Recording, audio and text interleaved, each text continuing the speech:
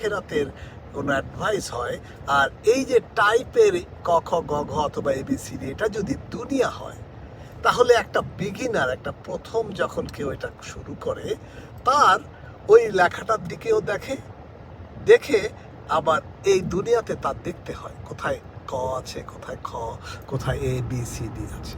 তার মানে সে দুদিকেই তাকাচ্ছে।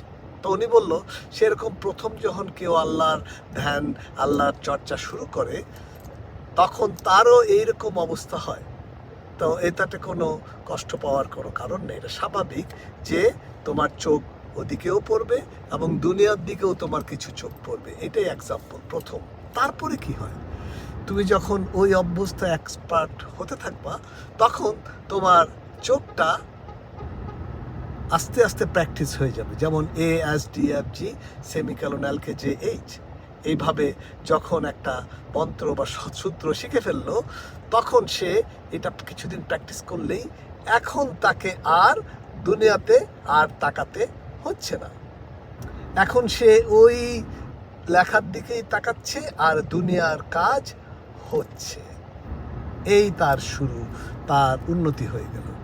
কিন্তু এটা স্লো, খুব আস্তে আস্তে হচ্ছে। তাহলে দুনিয়ার যেই রিজিক সব কিছুই হচ্ছে, কিন্তু আর দুনিয়ার দিকে লোভ বা তাকানো হচ্ছে না। শুধু আল্লাহর ধ্যানে, আল্লাহর যেই কথাগুলা পালন করা যখন হচ্ছে, ওদিকেই ধ্যান, তখন দুনিয়াদারির কাজও হচ্ছে। কি সুন্দর এক্সপ্লেনেশন। তখন বলল, এটা যদি আরও চালাতে থাকে তাহলে যে কি অবস্থা হবে, তার এই দুনিয়ার এই স্পিড অনেক বেড়ে যাবে, তার ইনকাম বেড়ে যাবে, তার বরকত বেড়ে যাবে, তার রহমত বেড়ে যাবে। তো প্রথমে যদি তোমরা কেউ শুরু করো, দুদিকে তাকাও, দুনিয়াতে চোখ পড়ে, দুঃখিত হয়েও না, এটা স্বাভাবিক। এটা একটা প্রথম স্টেজ।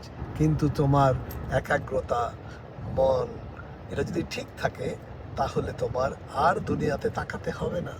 রিজিক অটোমেটিক আসবে, যেখান থেকেই আসবে। কুলিল্লাহুম্মা মালিকিল মুলক, এই আয়াতের মতো।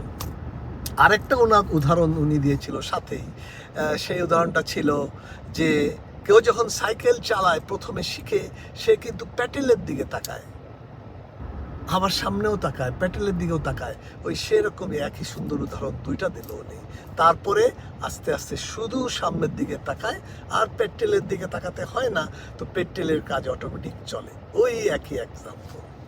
কিসের এত চিন্তা? শুধু আমাদের টাইম ম্যানেজমেন্ট না করে মাইন্ড ম্যানেজমেন্ট যদি আমরা করি, তাহলেই